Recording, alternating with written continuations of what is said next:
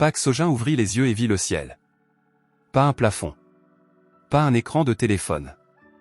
Le ciel était gris, bas, avec de lourds nuages se déplaçant trop vite pour un temps normal. L'odeur était celle du sel, du bois humide, de quelque chose de pourri et en même temps vivant, comme l'odeur d'un vieux porc après la pluie, multipliée par 1000. Il était allongé sur des planches. C'était la première chose qu'il comprit physiquement, il y avait du bois sous lui. Rugueuse, humide, avec des interstices entre les planches à travers lesquelles on voyait l'eau. Sombre, presque noire, immobile. Il s'assit. Et vit le monde. L'eau était partout. Pas une mer, il n'y avait pas d'horizon avec une ligne de ressac, il n'y avait pas de vagues, il n'y avait pas de rivage quelque part au loin. Juste de l'eau. Jusqu'à l'horizon dans toutes les directions. Calme, comme un immense miroir à la surface irrégulière.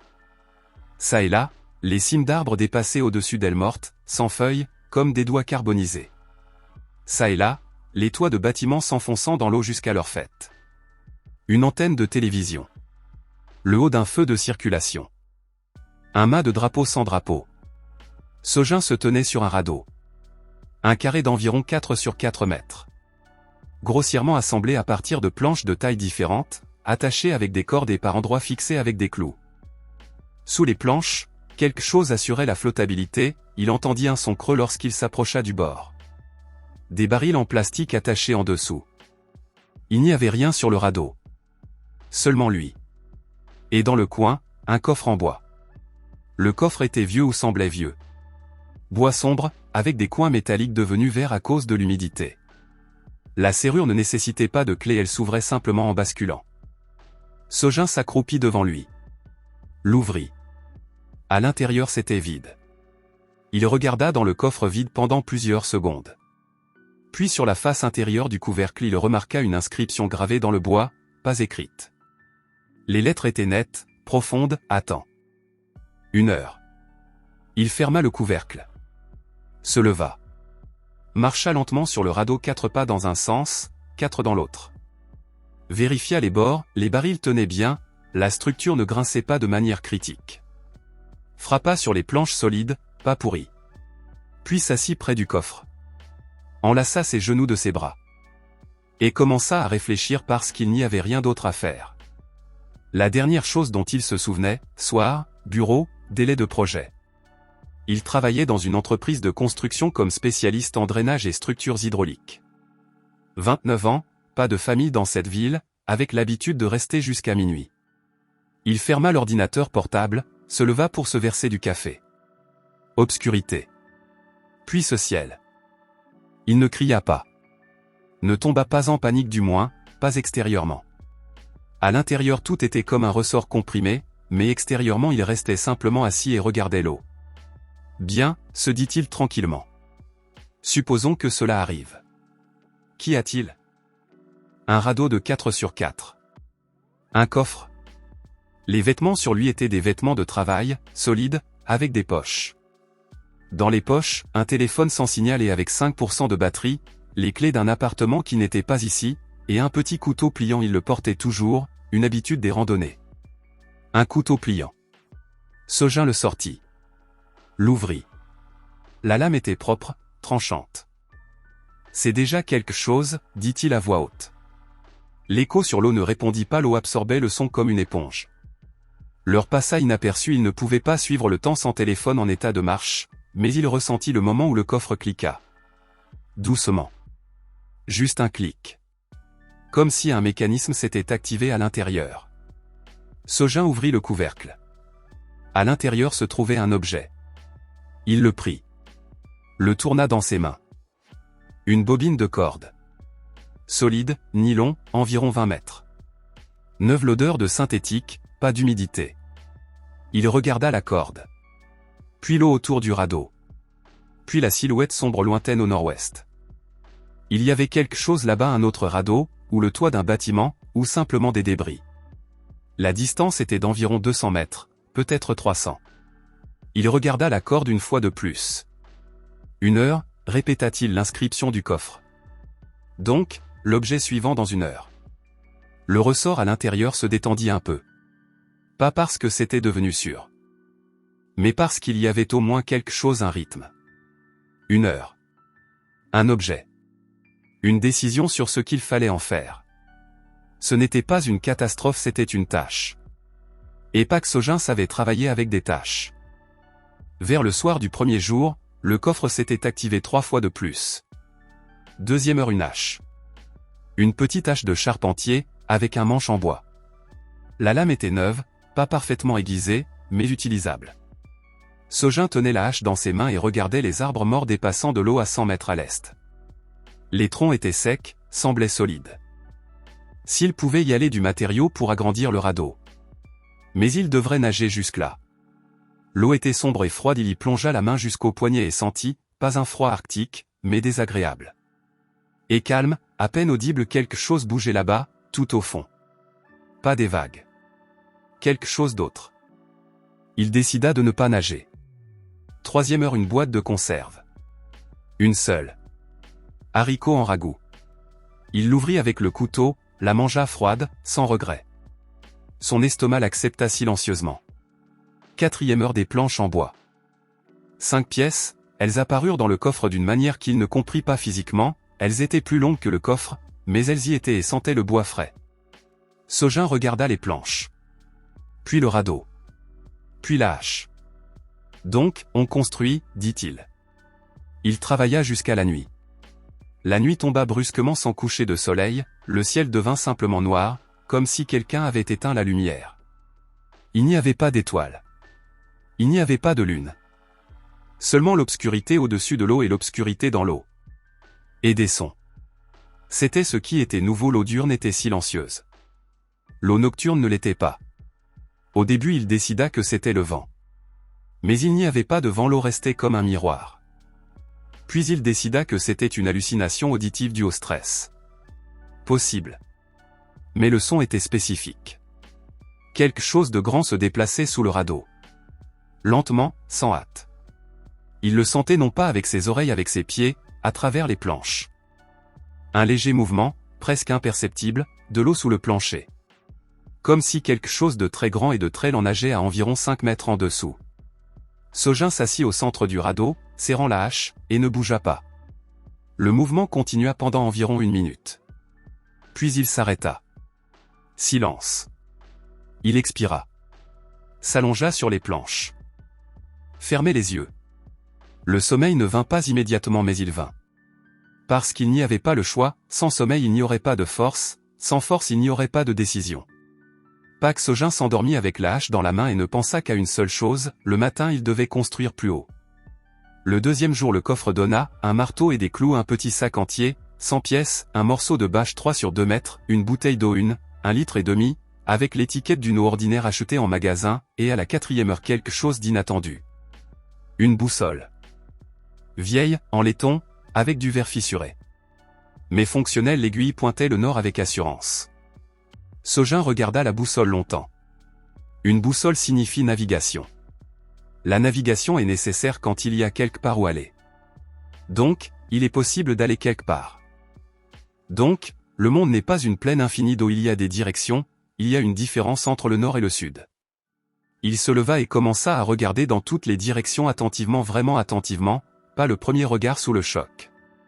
Au nord, à 1 kilomètre de distance, peut-être plus, une tache sombre. Grande. Pas des arbres morts, quelque chose de plus dense, plus haut. Allez, à peu près à la même distance quelque chose bouge. Lentement. Un autre radeau. Il n'est pas seul. Le radeau en mouvement à l'est était plus petit que le sien, environ 3 sur 3 mètres. Une personne se tenait dessus et regardait dans sa direction. La distance était d'environ 300 mètres. Sojin agita la main. Après une pause, la personne agita en retour. Ils se regardèrent à travers 300 mètres d'eau pendant plusieurs minutes. Puis Sojin prit une décision. Sortit la bobine de corde du premier jour. Attacha une extrémité au bord du radeau solidement, avec un double nœud autour de la planche la plus épaisse. L'autre extrémité à lui-même, autour de sa taille. Regarda l'eau. Sombre. Froide. Calme. Diurne sans cesson nocturne. Il sauta. L'eau était plus froide qu'elle ne le paraissait d'en haut, elle brûla immédiatement, lui coupa le souffle. Il se força à ne pas paniquer, stabilisa sa respiration, et nagea vite, crawl, sans regarder en bas. Ne pas regarder en bas. Il nageait et pensait, 20 mètres de corde c'est son rayon. Si le radeau de l'autre personne est plus proche de 20 mètres, lancer la corde, obtenir une connexion. Sinon revenir. Mais pendant qu'il nageait, il sentit quelque chose. En dessous de lui. Pas un son mouvement de l'eau. Un léger changement de pression comme quand quelqu'un plonge à proximité dans une piscine. Seulement beaucoup plus grand. Il nagea plus vite. Lança la corde, elle n'était pas suffisante, il manquait d'environ 3 mètres. Le deuxième radeau était trop loin. Il se retourna. Nagea en retour de toutes ses forces, ne pensant à rien d'autre qu'aux planches au-dessus de la tête de son radeau. Sortit. S'allongea sur les planches et respira. Sous l'eau rien. Calme. Comme s'il l'avait imaginé. La personne sur l'autre radeau criait quelque chose de loin, impossible à distinguer. Sojin leva la main, vivant. La tache sombre au nord s'avéra plus importante qu'il ne le pensait. Le troisième jour il fabriqua une pagaie grossière, à partir des planches que le coffre avait données, attachées ensemble et liées avec de la corde. Laide, maladroite, mais fonctionnelle. Et dirigea le radeau vers le nord. 1 heure de voyage et la tâche devint réalité. C'était le toit d'un grand bâtiment, ce qui dépassait au-dessus de l'eau faisait environ 12 sur 8 mètres. Une surface en béton, avec des antennes, avec des conduits de ventilation. Plat évidemment, un bâtiment industriel ou un centre commercial. Il s'élevait d'1,5 mètre à 2 mètres au-dessus de l'eau. Il y avait déjà des gens sur le toit. 3 d'entre eux. Ils le regardaient du bord du toit, 2 hommes et une femme. Tous les 3 adultes, d'environ 20 à 40 ans. Tous les 3 avec la même expression qu'il avait probablement lui aussi, un mélange de choc, d'épuisement et d'attention aiguë. Et cria-t-il, pagayant plus près. Venez ici, répondit l'un des hommes, un grand homme, avec une barbe, avec une voix habituée à parler fort. Sojin amarra au bord du toit. Attacha le radeau à un tuyau de ventilation. Grimpa sur le toit. Se tint debout et les regarda tous les 3. Le barbu d'environ 35 ans, fort, dans une veste de travail.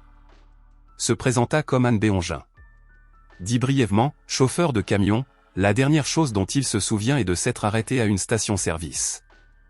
Le deuxième homme était plus jeune, mince, avec des lunettes qui restaient miraculeusement sur l'arête de son nez. Im Sonyon, 23 ans, étudiant. La dernière chose dont il se souvient est la bibliothèque, la veille d'un examen.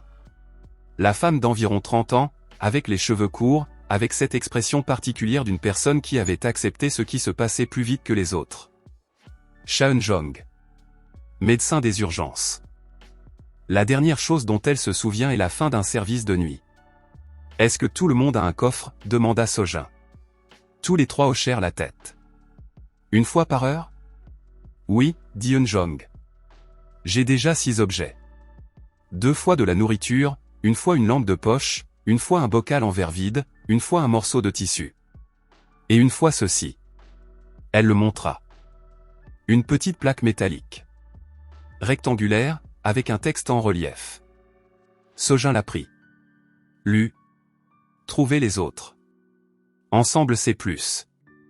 Il regarda la plaque. Est-ce que quelqu'un d'autre en avait une comme ça? Beongin plongea la main dans sa poche. Sortit la même plaque, il y a un rivage. Mais loin. Sonnions une 3e plaque, l'eau n'est pas vide. Faites attention la nuit. Tous les 3 regardèrent les plaques. Puis Sojin. Tu penses la même chose que moi, dit Beongin tranquillement. Ce ne sont pas des objets aléatoires, dit Sojin. Ce sont des messages. Différents pour différentes personnes. Nous avons été délibérément séparés afin que pour obtenir l'information complète nous devions nous unir. Silence. Qui fait cela? Demanda Sonnion. Personne ne répondit. Sur l'eau c'était calme. Il n'y avait pas de vent. Les nuages bougeaient. Cela n'a pas encore d'importance, dit Sojin. Ce qui compte c'est ce que nous avons, un toit, 4 coffres, des informations sur le rivage.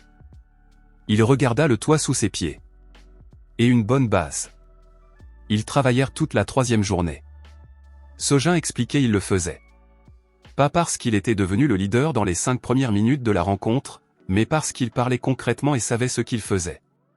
Béongin comprit cela rapidement. Un grand homme avec un esprit pratique, il ne perdait pas de temps à établir une hiérarchie quand la tâche était claire. Les radeaux, il y en avait 3, le 4e de Sojin, ils les tirèrent avec des cordes jusqu'au bord du toit. Les fixèrent.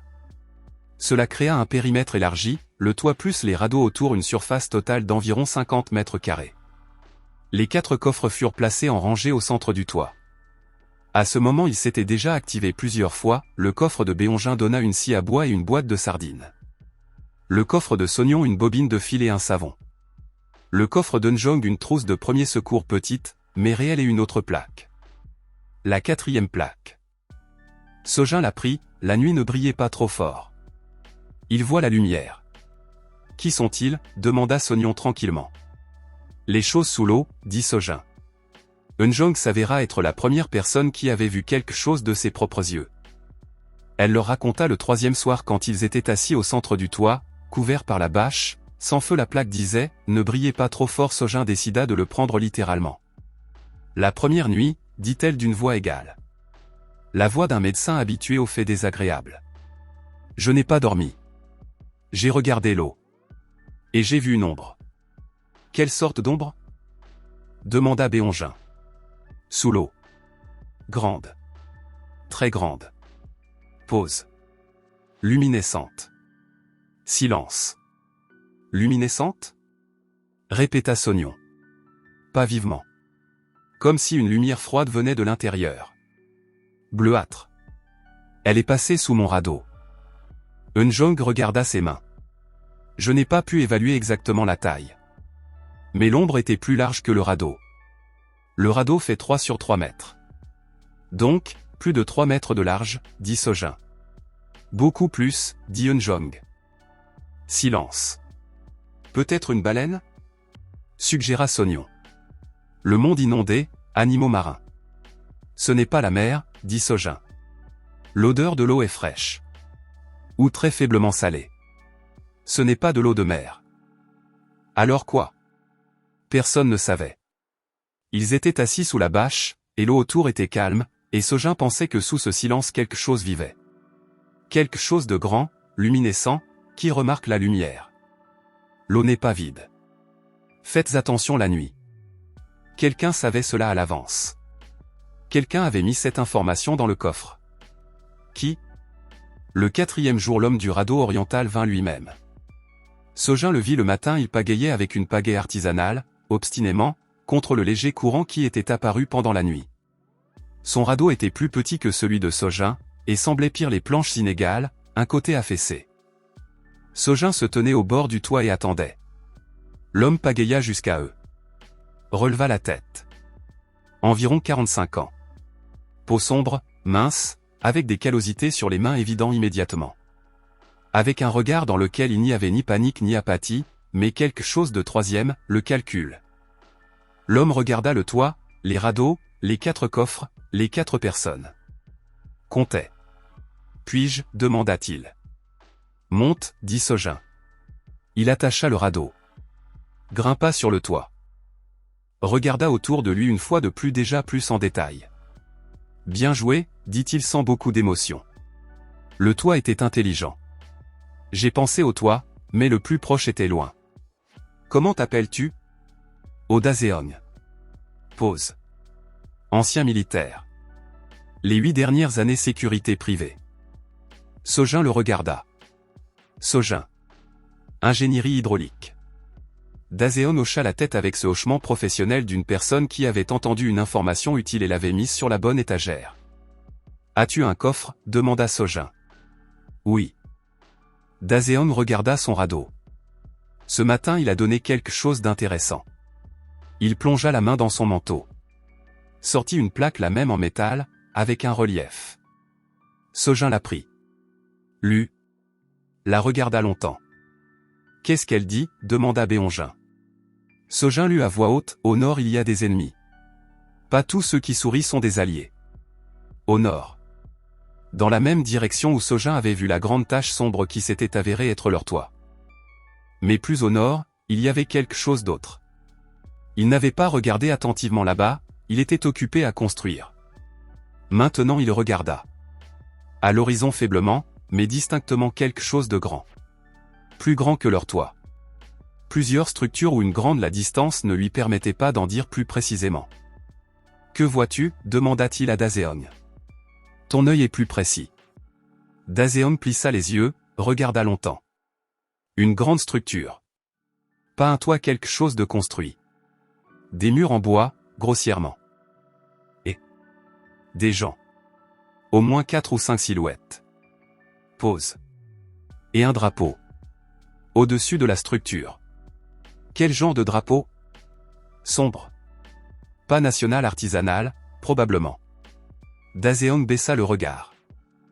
La distance est d'environ 1,5 km. Sojin regarda le nord. Peuvent-ils nous voir? S'ils ont des jumelles, oui. Alors ils nous ont déjà vus. Daseong hocha la tête. Alors ils savent que nous sommes ici, dit Sojin. Et nous avons appris leur existence un jour plus tard. Ils ont l'avantage en information. C'est une pensée militaire, dit Daseong. C'est la logique, dit Sojin. Mais c'est utile que tu penses avec une pensée militaire. Daseong le regarda. Évalua quelque chose. Que prévois-tu, demanda-t-il. D'abord comprendre qui ils sont. Ensuite décider. Le 5e jour les coffres commencèrent à donner des choses différentes. Pas des outils et pas de la nourriture. Ou plutôt pas seulement cela. Le coffre de Sojin à la 3e heure donna une feuille de papier roulé. Épaisse, imperméable, celle utilisée pour les dessins techniques. Sur la feuille il y avait une carte. Grossière, sans échelle, mais une carte. Des points, des marquages, des lignes. Sojin l'étala sur le toit, coinça les coins avec des pierres du conduit de ventilation. Les 5 se rassemblèrent autour. Ici nous sommes, dit Sojin. Un point au centre, à côté la marque, toi. Ici c'est le nord. Un grand carré avec un drapeau noir sur la carte. Ici c'est l'est. Plusieurs petits points. Ici c'est l'ouest. Une grande croix, pas un bâtiment, mais une croix, un marqueur pour autre chose. Que signifie la croix, demanda Eunjong. Je ne sais pas encore. Et cela? Sonyon montra le bord inférieur de la carte. Il y avait une flèche pointant vers le sud, et l'inscription « Rivage » avec un point d'interrogation. Il y a un rivage. Mais loin, se souvint Sojin de la première plaque de Beongjin. Sud, dit-il. Le rivage est au sud. Avec un point d'interrogation, cela signifie que l'information est incertaine. Il regarda la carte. Mais c'est un objectif. À quelle distance au sud, demanda Beongjin. Il n'y a pas d'échelle. Je ne sais pas. Une semaine? Un mois? Cela dépend de ce sur quoi tu voyages, dit Sojin. Avec ce que nous avons maintenant, très longtemps. Nous devons construire quelque chose de plus grand. Daseong regarda la carte en silence. Puis dit, ce grand carré au nord ils construisaient visiblement. Ils peuvent avoir de meilleures ressources. Ou de meilleurs coffres, dit Sonyon. Les coffres sont les mêmes pour tout le monde, dit Sojin. Un par personne. Ce qui signifie que plus il y a de personnes, plus il y a d'objets par heure. Pause. Ils peuvent avoir beaucoup de personnes, dit Daseong tranquillement. Ou ils peuvent prendre les coffres des autres, dit Beongjin. Lourdement, avec ce sens qui n'avait pas besoin d'explication. Les coffres des autres. Cela signifie les prendre aux autres. Qu'ils soient vivants ou non. Au nord il y a des ennemis. Pas tous ceux qui sourient sont des alliés. Sojin roula la carte. L'a mis à l'intérieur de son manteau. Nous avons besoin de plus de personnes, dit-il. Fiables. Et nous devons savoir qui est au nord avant qu'il ne vienne à nous. Le 5e jour le coffre de Sonyon donna quelque chose de complètement inattendu. Un livre. Petit, dans une couverture souple imperméable. Pas de titre sur la couverture. Sojin l'ouvrit au hasard. C'était un journal. Le journal de quelqu'un d'autre écrit à la main, dans une écriture dense et nette. Il y avait des dates mais pas familières. Simplement, jour 1. Jour 7. Jour 23. Sojin commença à lire.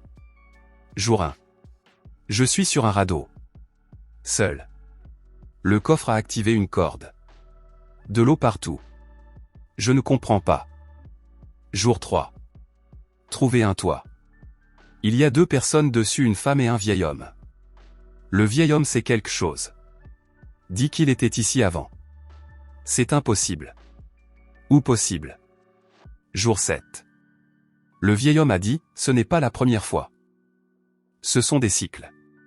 Chaque fois de nouvelles personnes. Chaque fois de l'eau.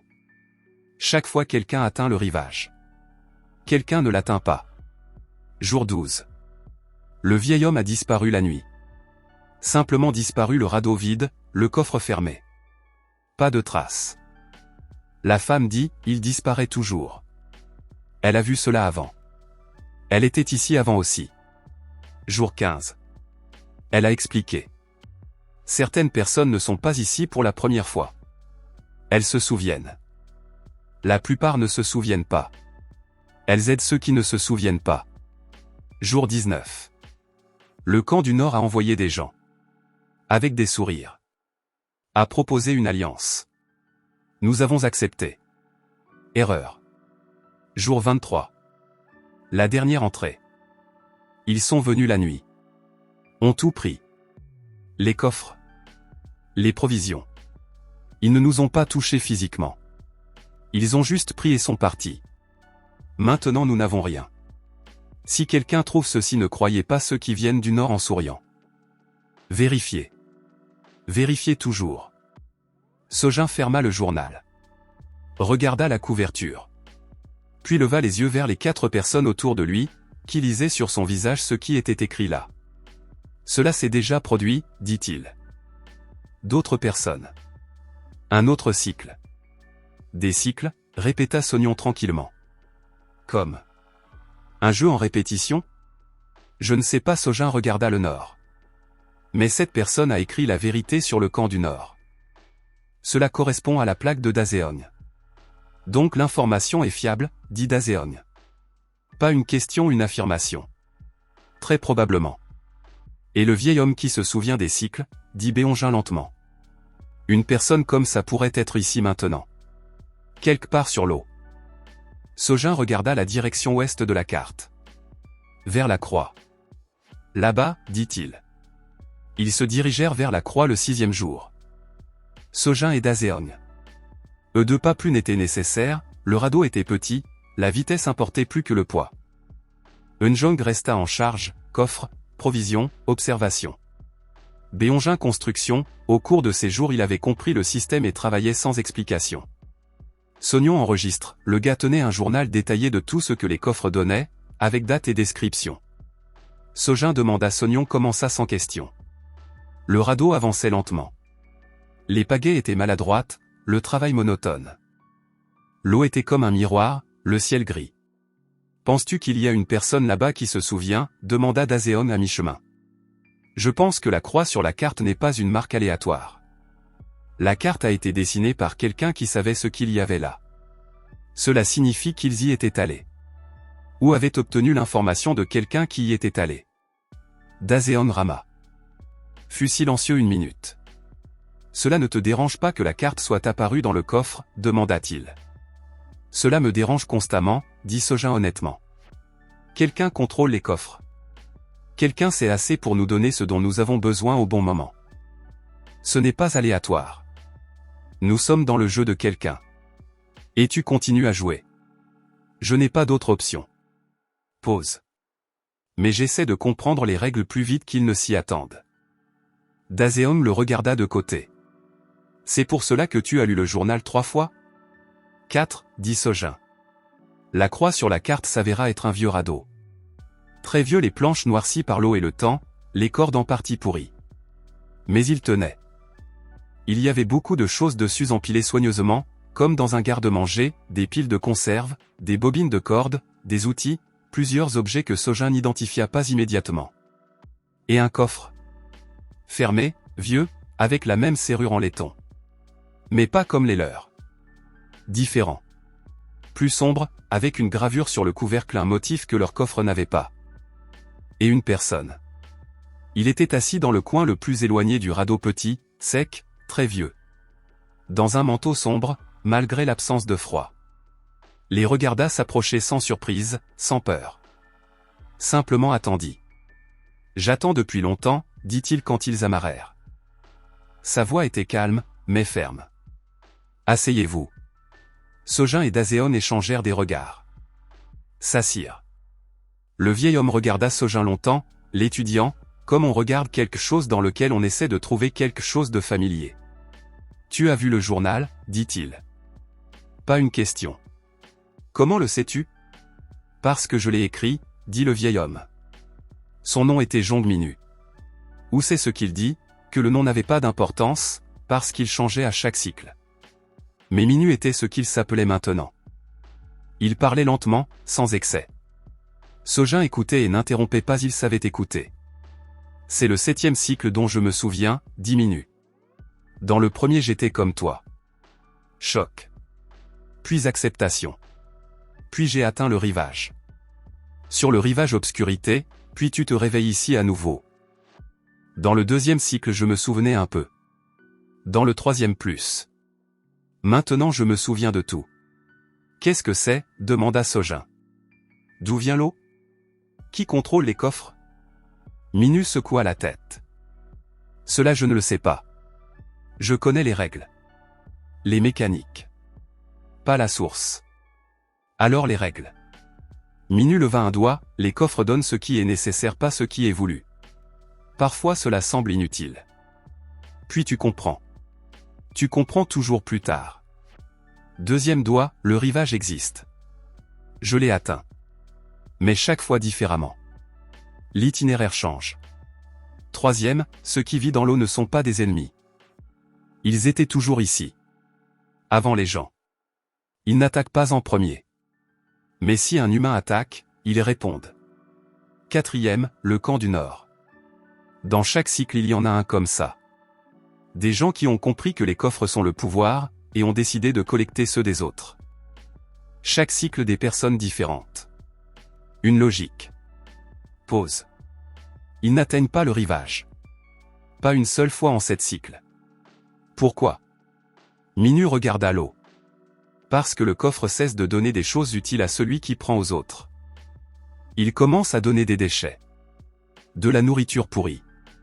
Des choses cassées. Il se tue. Ce n'est pas une punition. C'est la mécanique. Le coffre sans l'intention. Sojin le regarda. Comment atteignons-nous le rivage? Ensemble, diminue simplement. Chaque fois quand ils y arrivent, c'est un groupe. Toujours différent. Mais ensemble. Combien de personnes? Cela varie. Le minimum que j'ai vu est 9. Le maximum 27. Nous sommes 5 en ce moment. Je sais. Minu se leva lentement, avec effort, mais se leva. C'est pour cela que nous avons besoin de plus. Il pointa la carte, que Sojin n'avait pas sortie, mais que le vieil homme avait clairement vue auparavant. Il y a plusieurs radeaux là-bas. Des personnes seules. Effrayées. Elles ont besoin de quelqu'un à qui faire confiance. Et toi?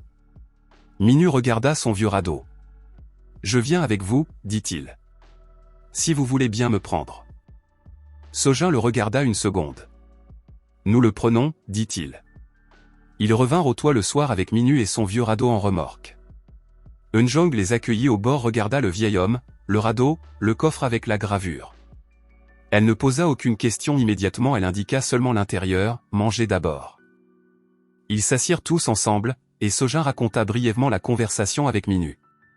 Pas tout seulement ce qui concernait les aspects pratiques. Minu écouta. Ajouta parfois des détails. Il parla peu mais avec précision. Sonyon écrivait dans le journal à une vitesse telle que sa main semblait ne pas suivre sa tête. Après le dîner nuit. Et cette nuit-là, la chose se produisit qui changea tout. Sojin ne dormait pas, il était de garde, son tour. Il était assis au bord nord du toit, regardant l'eau. Calme. Très calme. Puis de la lumière. Sous l'eau. Bleuâtre, se déplaçant lentement, exactement ce que Eunjong avait décrit. Mais pas une seule source. Plusieurs. Elles se déplaçaient profondément 15 mètres, peut-être 20, et chacune était floue, sans contour net, comme du feu à travers du verre dépoli. Sojin observa. Puis l'une des lumières s'arrêta. directement sous le toit. Et commença à monter. Sojin ne bougea pas, observa. Sentit son cœur battre trop fort, physiquement fort, comme si l'eau pouvait l'entendre. La lumière monta lentement. 15 mètres. 10-5. Puis s'arrêta directement sous le plancher, à environ 30 cm sous les planches. Cette même lumière bleue filtrait à travers les interstices entre les planches calmes, non aveuglantes. Sojin s'allongea à plat sur le toit et regarda à travers les fissures des planches. Et la vit. Un œil. Énorme, bleuâtre blanc, sans pupille, où la pupille était si grande qu'elle occupait tout. Il regardait vers le haut depuis le bas à travers l'interstice entre les planches. Calmement. Sans agressivité. Il regardait simplement. Sojin et la créature se regardèrent à travers 30 cm de bois et d'eau. 10 secondes. 20. 1 minute. Puis la lumière commença à descendre. Lentement, sans hâte. Vers le bas. 5 mètres. 10 puis horizontalement et se dissout dans l'obscurité de l'eau. Sojin resta allongé immobile longtemps. Puis s'assit. Ses mains tremblaient légèrement. Il l'admit honnêtement, sans se tromper lui-même. Ses mains tremblaient. C'était normal. Il réveilla Minu. Le vieil homme écouta. Ne fut pas surpris, il hocha seulement la tête. Je l'ai vu, dit Sojin. Un œil de la taille de... Je ne sais pas. Très grand. Lumière bleue. C'est un observateur, dit Minu tranquillement. C'est ainsi que je les appelle. À chaque cycle ils sont là. Pause. Ils observent. Ils observent toujours. Pourquoi? Minu resta silencieux longtemps. Je pense, dit-il enfin, qu'ils sont ici de la même manière que nous sommes dans le coffre. En attendant. En évaluant quelque chose. Mais pas des ennemis. Pas une seule fois en 7 cycles ils n'ont touché des personnes qui n'ont pas attaqué. Que se passe-t-il s'ils sont attaqués? Dans le 3e cycle, un homme a jeté une torche dans l'eau, il a eu peur. A vu la lumière en dessous et a jeté la torche. Minu regarda l'eau. Le radeau a été retourné en 7 secondes. Par en dessous. Ils l'ont simplement soulevé et retourné. Silence. N'attaquez pas, dit Sojin.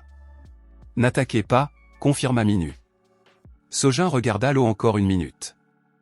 Et s'ils nous observent, alors ils savent pour le camp du Nord. Oui. Et pour ce que ces gens font aux autres. Oui. Et ils n'interviennent pas, Minu secoua la tête. Ils n'interviennent pas dans les affaires humaines. Seulement s'ils sont eux-mêmes menacés. Sojin hocha lentement la tête.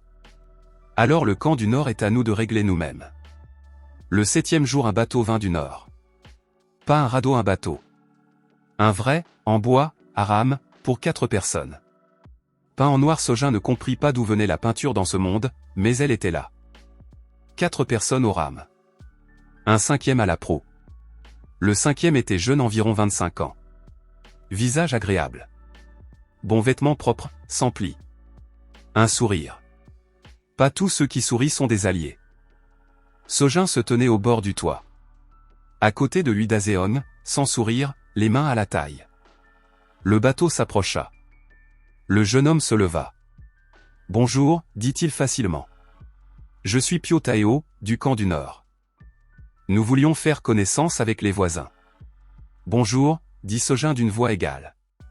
Vous avez trouvé un bon endroit, Taeo regarda le toit, les radeaux, la structure. Intelligent. Nous avons quelque chose de similaire, seulement plus grand. Nous construisons déjà activement depuis 5 jours. Combien êtes-vous? 15, dit Taeo volontiers. Trop volontiers. Un grand groupe, beaucoup de coffres. Nous recevons beaucoup de choses. Pause, un sourire. Nous avons pensé que peut-être nous pourrions nous unir. Nous avons plus de ressources, vous avez un bon endroit. Sojin le regarda. Que veux-tu dire par unir? Eh bien, vous venez chez nous, ou nous venons ici. Coffre ensemble, ressources ensemble. Les coffres sont personnels, dit Sojin. Chacun reste avec son propriétaire. Taeo cligna légèrement des yeux. 1 seconde, pas plus. Mais Sojin le remarqua. Bien sûr, dit Taeo. Je voulais dire partager ce que nous recevons. de manière amicale. Bonne idée, dit Sojin. Mais nous nous installons encore pour le moment. Que diriez-vous dans 2 jours? Bien sûr. Taeo sourit à nouveau. Nous sommes tout prêts. Si vous avez besoin de quoi que ce soit, venez. Le bateau s'éloigna. Sojin le regarda partir. Daseon se tenait à côté de lui. Ils ont 15 coffres, dit-il tranquillement. Mais regarde le bateau. D'où vient la peinture? Où ce gars a-t-il eu des vêtements normaux? Les coffres ne donnent pas des choses comme ça. Non, approuva Sojin. Cela signifie qu'ils ont plus de 15 coffres. Ce qui signifie, dit Sojin, qu'ils mentent sur le nombre de personnes. Ou qu'ils prennent ce qui appartient aux autres. Ou les deux. Daseon regarda le bateau qui s'éloignait. Daseon, dit Sojin, as-tu vu comment ce gars a cligné des yeux quand j'ai dit coffre personnel? Je l'ai vu. Ce n'était pas juste un tic nerveux. Non. C'était un recalcul du plan, dit Daseon. Il est venu ici avec un objectif précis, et on lui a dit quelque chose qu'il n'attendait pas. Sojin hocha la tête. Ils viendront la nuit, dit-il. Daseon le regarda. Pourquoi en es-tu si sûr? Parce que le journal dit, ils sont venus la nuit, dit Sojin. C'est leur méthode. Pourquoi changer ce qui a fonctionné avant? Ils se préparèrent toute la journée. Sojin expliqua sans panique, techniquement. Ce qui pouvait arriver. Ce qu'il fallait faire. Il assigna les rôles rapidement, Daseon observation et la première ligne. Beonjin défense physique du périmètre. Eunjong les coffres et Minu en sécurité. Sonyon le journal, l'observation et l'alarme. Que veux-tu dire par alarme? Demanda Sonyon. Sojin prit une bobine de fil des provisions du coffre de Sonyon, jour 2. La tendit. Tendez-la autour du périmètre entre les radeaux. À hauteur de genou. Attachez plusieurs boîtes de conserve dessus. Si quelqu'un monte sur les radeaux la nuit, les boîtes vont cliqueter. Sonyon regarda le fil. Hocha la tête. Minu observa cela en silence. Puis dit, vous faites ce que personne n'a fait dans les cycles précédents. Quoi exactement? Se préparer à ce que vous pensez. La plupart espéraient que cela s'arrangerait d'une manière ou d'une autre. L'espoir n'est pas un plan, dit Sojin. Minu le regarda avec la même expression que lors de leur première rencontre. Non, approuva le vieil homme. Pas un plan. Ils vinrent à la 3e heure de la nuit.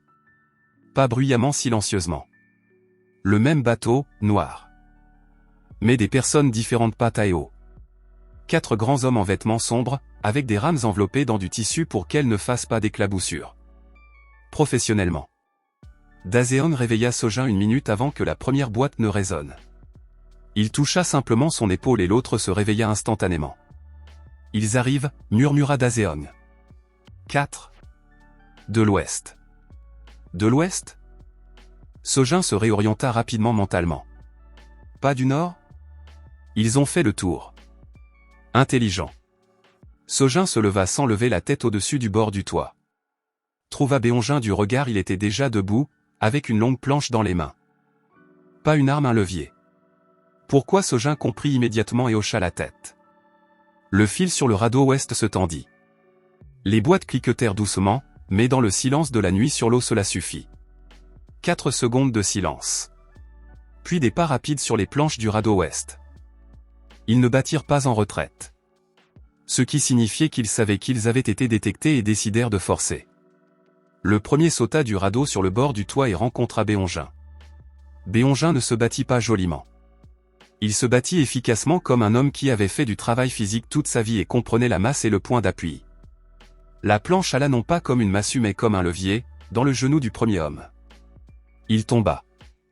Beonjin le cloua d'en haut, simplement s'allongea sur lui, utilisant son poids, et cet homme n'alla nulle part. Le deuxième sauta et eut Daseon. Daseon se battit différemment, court, précis, sans mouvement superflu. L'ancien militaire travaillait économiquement, 2 mouvements rapides, une saisie, une clé articulaire, et le deuxième était allongé face contre le toit avec le bras tordu. Le troisième et le quatrième se figèrent au bord du radeau. Sojin se tint devant eux. Rien dans les mains. Il se tint droit et les regarda d'une voix égale. Partez, dit-il. Sans crier. Nous ne vous touchons pas, vous partez.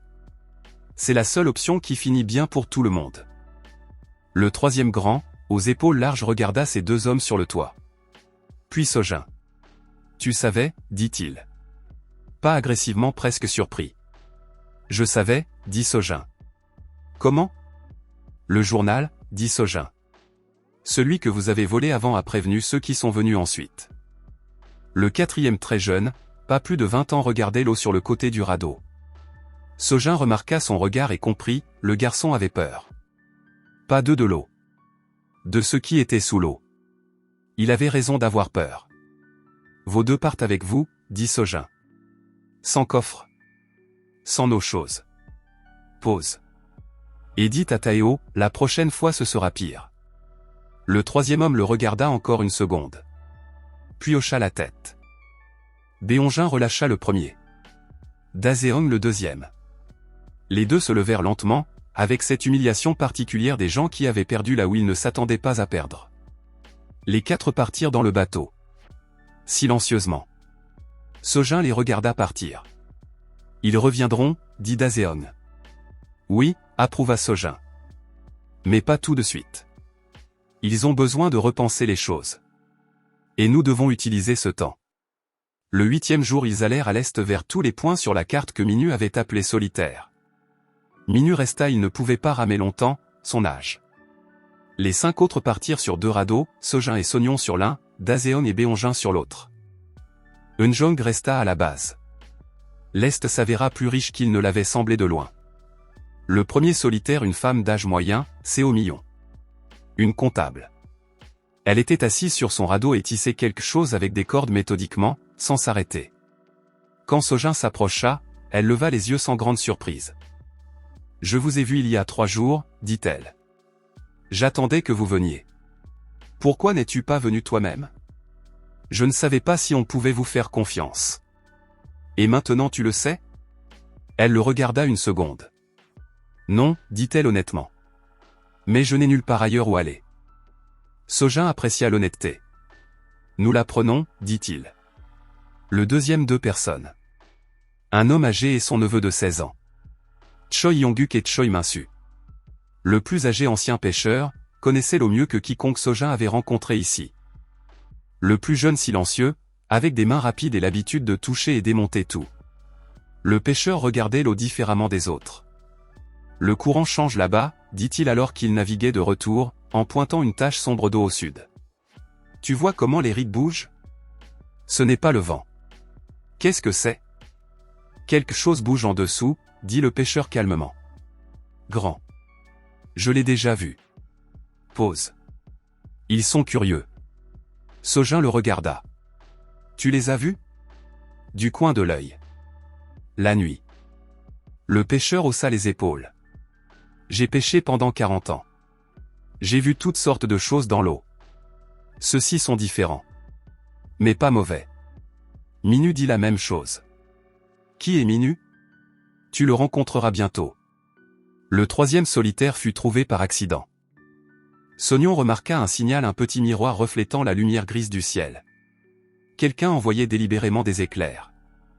Ils le trouvèrent sous un arbre mort, le radeau était attaché au tronc, presque caché.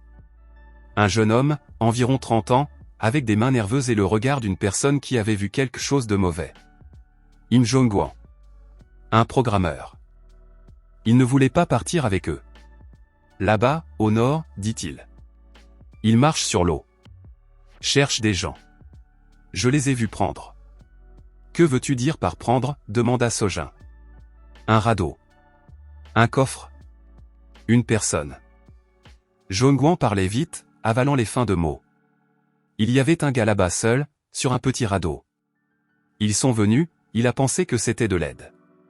Ils ont pris son coffre, cassé son radeau, l'ont jeté à l'eau. Silence. Est-il sorti? Demanda Sonyon tranquillement. Jong-guan ne répondit pas. Il n'en avait pas besoin. Sojin le regarda. Monsieur Jong-guan. C'est dangereux là-bas. Ici ce n'est pas complètement sûr non plus. Mais nous sommes déjà 8.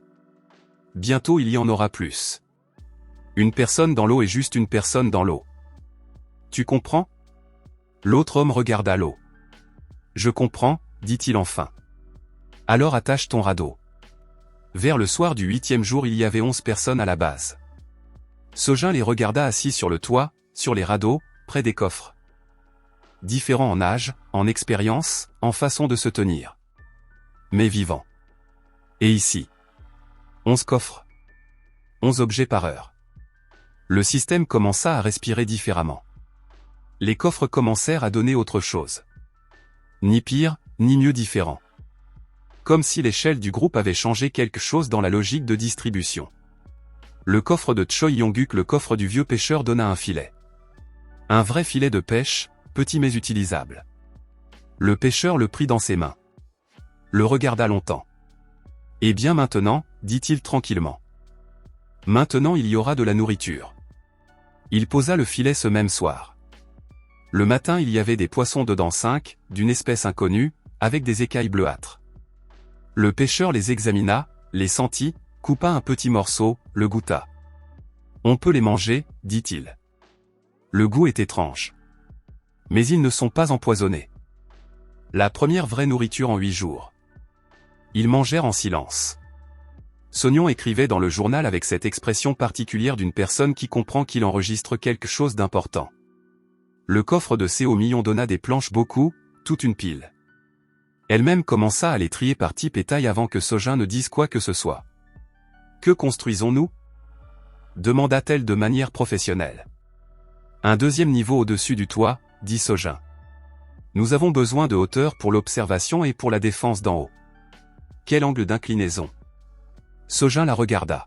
« Es-tu une constructrice ?»« Une comptable. »« Mais mon père était charpentier, dit-elle sans explication supplémentaire. »« L'angle ?»« 20 degrés, dit Sojin. »« Pour que la pluie s'écoule, mais qu'on puisse encore se tenir dessus. » Elle hocha la tête.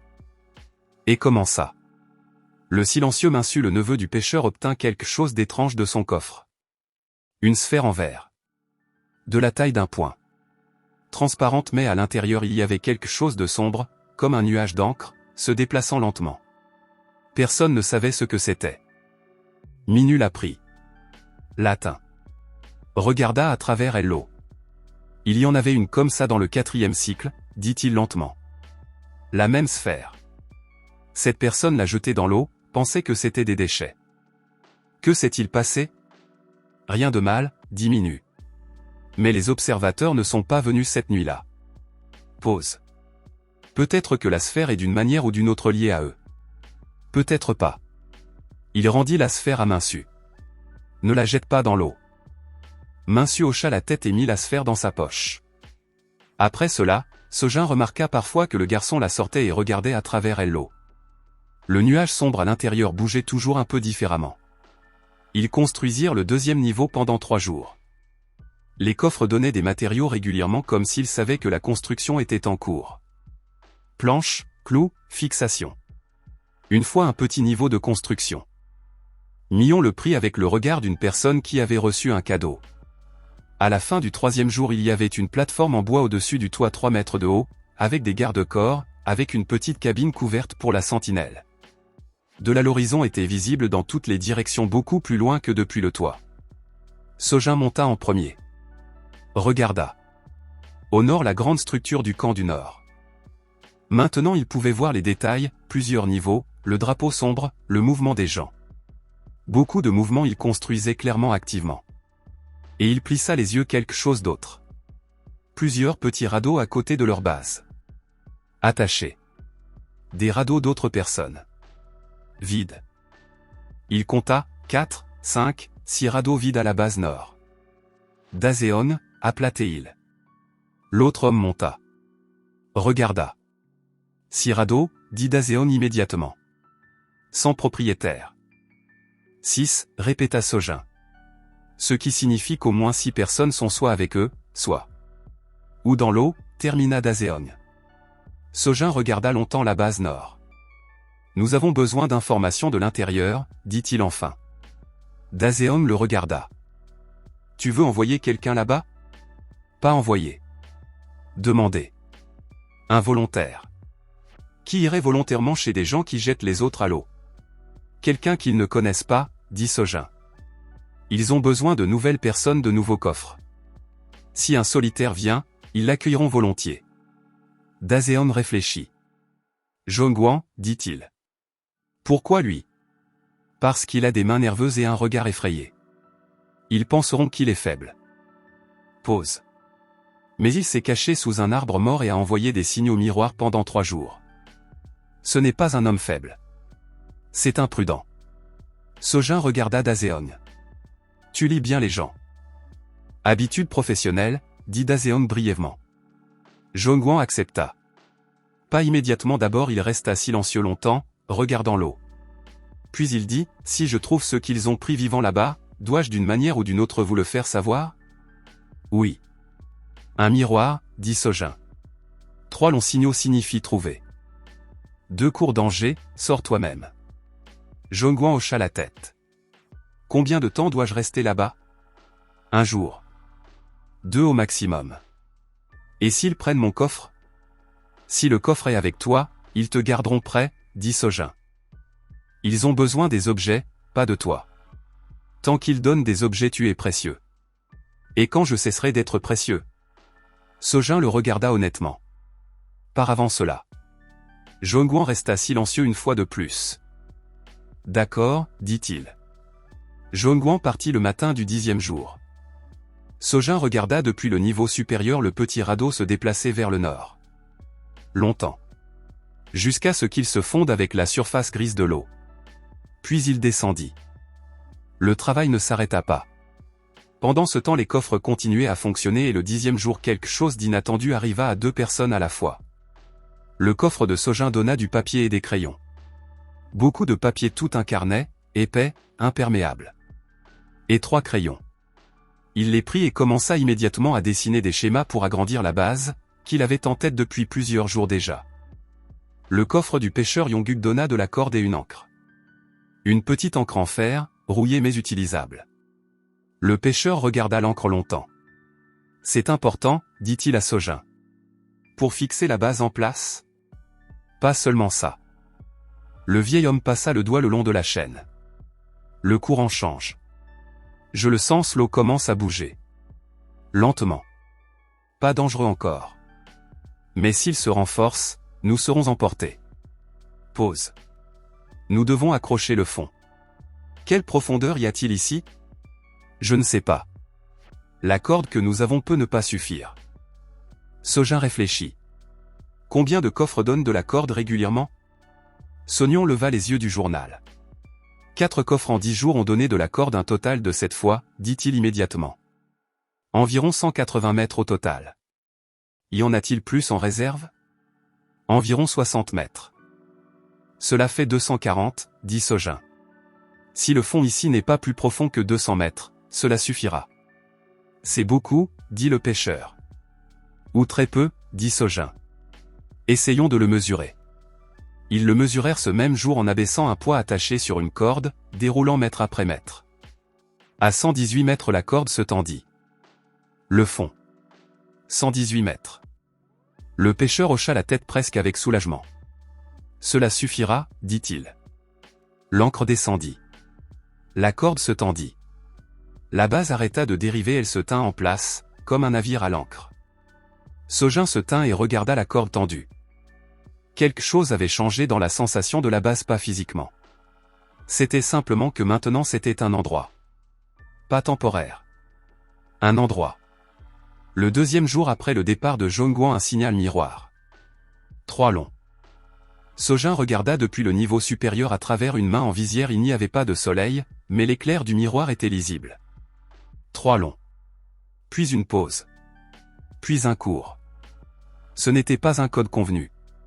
Qu'est-ce qu'il ajoute? Demanda Sognon tranquillement à côté de lui. Il veut dire quelque chose, dit Sojin. Quelque chose sur quoi nous ne nous étions pas mis d'accord. Il observa le signal. Un court. Pause. Un court. Pause. Dit Sognon. Une personne? Ou un quelque chose, dit Sojin. Puis à nouveau 3 longs. Trouvez un. Vivant, demanda Daseon dans son dos. Il n'y avait aucun moyen de demander cela, il n'avait pas convenu d'un tel code. Alors il reviendra bientôt, dit Daseong. Il est intelligent, il trouvera comment partir seul. Ils attendirent. Jongguan revint vers le soir du même jour. Sans le radeau resta là. Il revint à la nage. Grimpa sur le radeau ouest, s'allongea sur les planches, et pendant plusieurs minutes respira simplement. Eunjong fut à côté de lui en 30 secondes avec de l'eau et des vêtements secs. Quand il put parler, il parla brièvement, au point. Sojin écouta et n'interrompit pas. Le camp du Nord avait un nom entre eux, il s'appelait l'Arche. Un homme nommé Ryu Sangyon était en charge. Pa Taeo était l'intermédiaire, le visage pour le premier contact. Sangyon restait dans l'ombre. Il y avait 23 personnes. Pas 15, comme Taeo l'avait dit. 23. Parmi eux, demanda Sojin. Environ la moitié volontairement, dit Jongguan. Le reste. Je ne sais pas. Il y a plusieurs personnes qui vivent séparément, sans liberté de mouvement. On leur apporte de la nourriture. Les coffres sont avec eux, mais les clés sont avec les gardes. Les coffres sans propriétaire ne fonctionnent pas, 10 minutes tranquillement. Ils fonctionnent si le propriétaire est proche, dit Sojin. Ils gardent les gens avec les coffres. Comme des clés vivantes. Silence. Combien comme ça, demanda Daseong.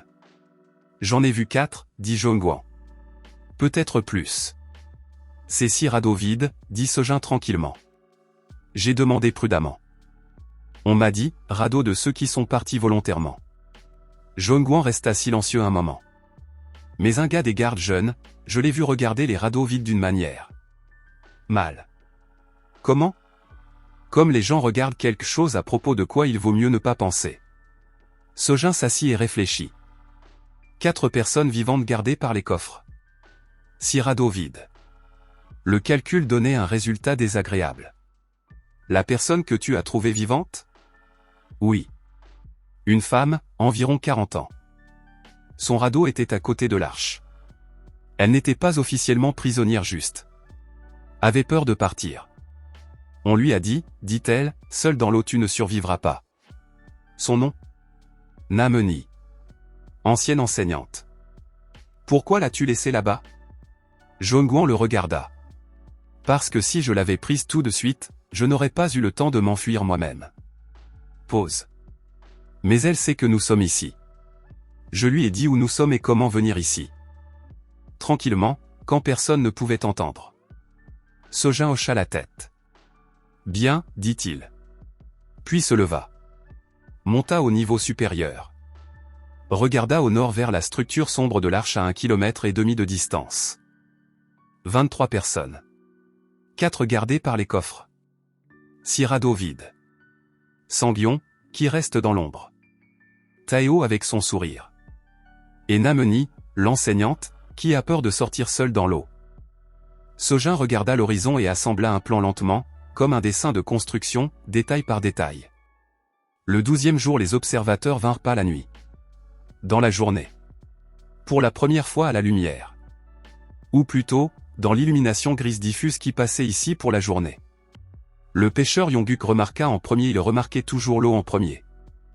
Il se leva simplement du filet et dit calmement, sans panique, regardez en bas. Tout le monde regarda. Sous la base à une profondeur d'environ 10 mètres, pas plus quelque chose brillait. Pas une seule créature. 3. Elle se déplaçait lentement, en cercle, autour du poteau d'encre enfoncé comme si elle l'étudiait.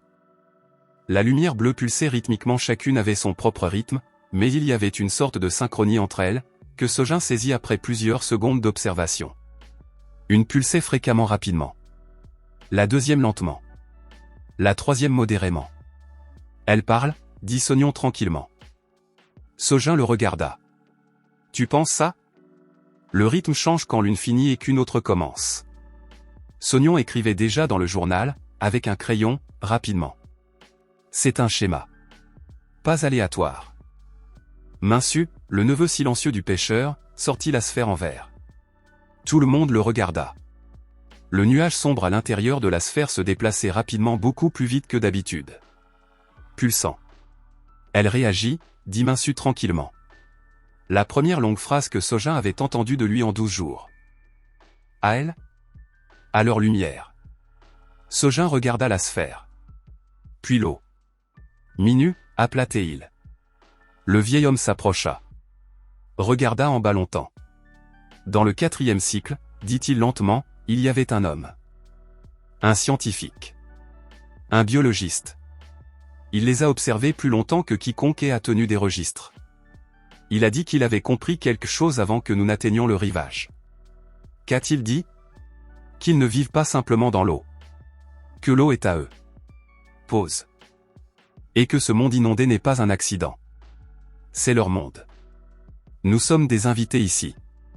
Silence. Les 3 créatures luminescentes continuaient à tourner en cercle sous la base.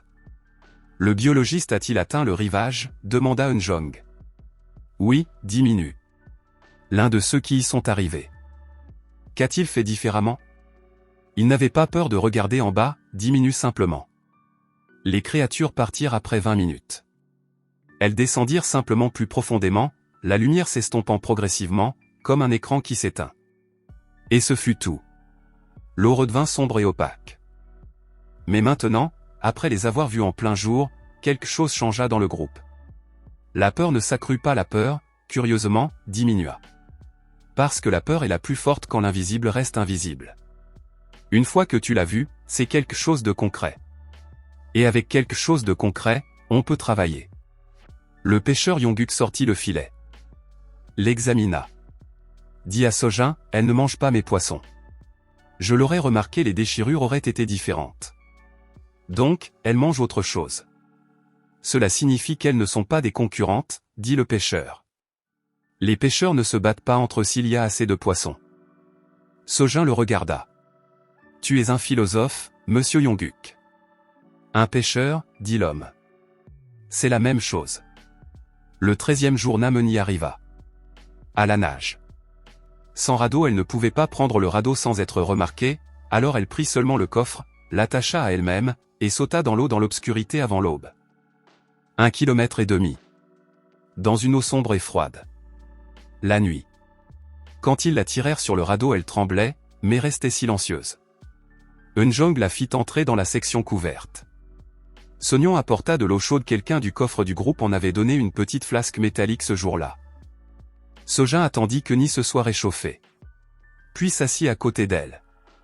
Parle-moi de Sanguion, dit-il. Euni regarda ses mains. Il est intelligent, dit-elle. Très intelligent. Et il sait ce qu'il fait. Pause. Il a étudié les coffres. A tenu des registres. A rapidement compris qu'un coffre donne de pires choses si son propriétaire fait de mauvaises choses. Donc il ne fait rien de mal lui-même. Les autres le font pour lui. Oui. Euni leva les yeux. Taeo pense qu'il est la main droite de Sanguion. Et Sanguion ne l'empêche pas de le penser. Mais en réalité Taeo est remplaçable. Sanguion ne dit jamais à personne toute la vérité. Seulement ce qui est nécessaire sur le moment. Sojin réfléchit. C'est-il pour les observateurs? Oui. Il en a vu un une fois. Euni se tut un moment. Il a essayé de communiquer avec eux. Il a jeté différents objets dans l'eau. A observé la réaction. Quelle était la réaction? Aucune, dit Euni. Ils sont simplement partis chaque fois qu'ils commençaient. Sojin hocha lentement la tête. Madame Euni, dit-il. Tu es enseignante. Quelle matière? Histoire. Cela signifie que tu sais trouver les schémas. J'ai essayé, dit-elle. Là-bas, avec eux. Pause. Monsieur Sojin, ils ont quelque chose que je ne comprends pas. Dans l'arche elle-même. Au centre, au niveau inférieur, une pièce verrouillée. Personne n'y va sauf Sanguion. As-tu vu ce qu'il y avait à l'intérieur? Une fois la porte était légèrement ouverte. Je suis passé devant. Euni regarda l'eau. Il y avait de la lumière là-dedans. Bleu. Silence. Bleu, répéta Sojin. Comme la lumière de l'eau en dessous. Seulement enfermé à l'intérieur d'une pièce. Sojin se leva. Grimpa au niveau supérieur. Regarda l'arche sombre, avec le drapeau et pensa à la pièce verrouillée avec la lumière bleue. À la sphère avec le nuage sombre à l'intérieur qui réagissait aux observateurs. Au fait que les coffres donnent de pires choses à ceux qui font du mal. À la carte avec la flèche pointant vers le sud. Tout s'assemblait en quelque chose qu'ils ne voyaient pas encore entièrement, mais les contours commençaient à apparaître. Le 14e jour Sojin rassembla tout le monde. 12 personnes Oni devint la 12e. Ils s'assirent sur le toit en demi-cercle. Sojin se tint près du poteau central du 2e niveau. Nous devons décider 2 choses, dit-il. D'abord l'arche. Ensuite le sud. Dans quel ordre, demanda Daseong. En parallèle. Sojin étala la carte. Nous avons besoin d'informations de la pièce verrouillée de Sanguion. Et nous avons besoin de ces 4 qu'ils gardent avec les coffres. Doivent-ils être libérés, demanda Millon. Ils doivent avoir le choix, corrigea Sojin. Pas libérés mais avoir une chance de partir. Par eux-mêmes. Parce que si nous y allons par la force, c'est la guerre. 12 contre 23. Nous pourrions aussi nous battre, dit Beonjin sans beaucoup de combativité, juste une évaluation. Non, dit Daseong. Pas maintenant. Ils ont plus de gens, ils connaissent leur camp, ils ont un bateau. Alors quoi, demanda Beonjin. Alors plus intelligemment, dit Sojin. Il expliqua longtemps. En détail. Chaque personne eut un rôle non pas selon le désir, mais selon la capacité. Le pêcheur Yongguk observation de l'eau et avertissement d'une attaque depuis une direction inattendue. Millon construction d'une fausse cible, quelque chose qui distrairait l'attention de l'arche vers l'ouest. Daseong contact direct, négociation. Eni navigation à l'intérieur, s'il devait entrer. Zhongguan communication. Et Minu pour quelque chose de spécial. Le vieil homme écouta en silence. Quand Sojin finit, il hocha la tête. Dans le 6e cycle, dit Minu, il y avait une situation similaire. Similaire, pas identique. Là aussi il y avait un homme qui gardait les autres sous son contrôle. Et puis, que s'est-il passé ensuite? Minu se tut. Les coffres du camp du Nord ont commencé à ne donner qu'un seul objet, dit-il. Le même. Chaque coffre, chaque heure. La même chose. Quoi exactement? Une boussole, dit Minu. Chaque fois une boussole. L'une après l'autre. Jusqu'à ce que le camp se désintègre. Silence. Le coffre leur montrait le chemin, dit Sognon tranquillement. Ou leur disait qu'ils allaient dans la mauvaise direction, dit Sojin. Minu le regarda. Tu comprends vite, dit le vieil homme. Je comprends assez vite pour ne pas répéter les erreurs des autres, dit Sojin. Le reste est encore en cours. L'opération commença le 15e jour, à l'aube. L'aube ici était toujours la même, le ciel gris devenait légèrement plus clair. Mais aujourd'hui il y avait quelque chose de différent, à l'ouest, au loin, le ciel était plus clair que d'habitude. Pas l'aube, quelque chose d'autre. Une lumière stable, calme, sans source. Sojin la regardait depuis le niveau supérieur. Minu, appela Théil. Le vieil homme grimpa à côté de lui. Regarda l'ouest. Dans le 5e cycle, dit-il tranquillement, une telle lumière est apparue 3 jours avant que le chemin vers le sud ne s'ouvre. Sojin se tourna lentement vers lui. 3 jours? Environ. Minu ne quitta pas l'horizon ouest des yeux. Ce n'est pas exact. Peut-être 2. Peut-être 4. 3 jours. Sojin regarda l'ouest. Puis le nord, vers la silhouette sombre de l'arche. Puis il prit une décision. Nous changeons le plan, dit-il. Il y a moins de temps que je ne le pensais. Daseong alla à l'arche seul sur un petit radeau, désarmé, les mains levées de loin. Ils le laissèrent entrer. Taeo sortit personnellement, souriant. Le sourire n'était plus aussi confiant que lors de la première visite. Daseong parla d'une voix égale, sans menace, vous avez 4 personnes sans liberté de mouvement. Nous leur offrons le choix de partir avec nous. Volontairement. Vous n'intervenez pas. En échange nous vous donnons une information. Quelle information, demanda Taeo. Le chemin vers le sud. Dans 3 jours au maximum le chemin s'ouvrira. Sans lui vous ne le trouverez pas. Taeo le regarda. S'éloigna pendant plusieurs minutes apparemment vers Sanguion. Revint. Que signifie, le chemin s'ouvrira? Vous le saurez quand vous commencerez à aller dans la bonne direction. Nous avons besoin de précisions. Les précisions après que les 4 seront sortis. Taeo partit à nouveau. Daseon attendit calmement, les mains sur les genoux. Attendit longtemps. Presque 1 heure. Puis des profondeurs de l'arche 4 personnes sortirent lentement, prudemment, comme des gens qui n'y croyaient pas encore complètement. 3 hommes et une femme. Tous avec des coffres dans les mains. Daseon se leva. « Nous donnerez-vous un bateau ?» demanda-t-il à Taeo. Taeo hésita une seconde. « Nous le ferons. » Ils revinrent dans le bateau d'Aseon et les 4 personnes libérées, qui ne dirent pas un mot pendant tout le trajet. Ils restèrent simplement assis et regardèrent certains l'eau, certains le ciel, certains le coffre dans leurs mains. Sojin les accueillit au bord. Les 4 regardèrent la base, le 2e niveau, les radeaux autour du toit, le filet de pêche, la corde d'ancre, les gens. L'un des hommes d'environ 50 ans, au visage calme, parla en premier. « Vous avez construit cela en 2 semaines ?» « Oui, » dit Sojin. L'homme continua à regarder. « Je suis architecte, » dit-il tranquillement. « On Seonju. » Sojin le regarda. Puis la base. Ce qu'ils avaient construit sans architecte. « Maintenant ce sera mieux, » dit-il. 16 personnes. 16 coffres. 16 objets par heure. La base vivait, respirait, se construisait, s'agrandissait. L'architecte Hong Seonju regarda la construction du 2e niveau avec l'expression professionnelle d'un homme qui a beaucoup de remarques, mais voit l'essentiel, ça tient. Un contrefort est nécessaire ici, disait-il à Millon, en montrant le coin. Je sais, dit Millon. Donne-moi une planche. Ils travaillaient bien ensemble, 2 personnes avec des formations différentes et la même attitude envers le travail. Minus s'assit dans son coin et regarda l'ouest vers cette lumière calme, qui devenait un peu plus brillante toutes les quelques heures. Sonyon notait tout. Le pêcheur Yongguk attrapait des poissons et s'arrêtait parfois pour regarder l'eau longtemps avec ce regard particulier de pêcheur qui voit non pas la surface, mais la profondeur. Et Sojin pensait à la pièce verrouillée dans l'arche. À la lumière bleue. Au fait que Sangyon avait trouvé quelque chose ou attrapé quelque chose et ne comprenait pas quoi en faire. Le 17e jour, l'arche envoya à nouveau un bateau. Pas Taeo, un autre homme. Âgé, portant des lunettes. S'approcha, leva la main pacifiquement. Ils le laissèrent monter sur la base. Il se présenta, Kwon Il-ho. Ancien professeur.